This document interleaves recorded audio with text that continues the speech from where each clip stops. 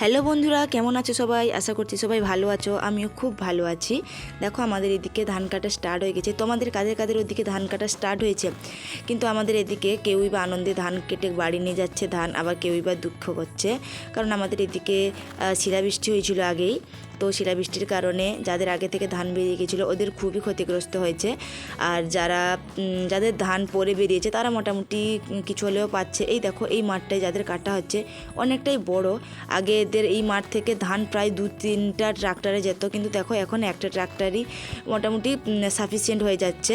আমাদের এদিকে অনেক ধান ক্ষতি হয়েছে শিলাবৃষ্টির কারণে। দেখো ওখানে ধান ঢালছে। আর তোমাদের দেখাই একটা জিনিস, আমাদের এদিকে দেখো একটা মাঠ জমিতে মোটামুটি ধান নেই বললেই চলে। এই দেখো যেমন এই জমিটা মোটামুটি ধান নেই বললেই চলে, আর কিছু কিছু আছে যেখানে মোটামুটি আছে ধান। তো বন্ধুরা, কাদের কাদের এই শিলাবৃষ্টিতে ক্ষতি হয়েছে আমাকে প্লিজ জানাবে, ঠিক আছে? এই দেখো আমাদের এদিকে এই মাঠটি মোটামুটি আছে। তো টাটা বন্ধুরা, আজকে এইটুকুই।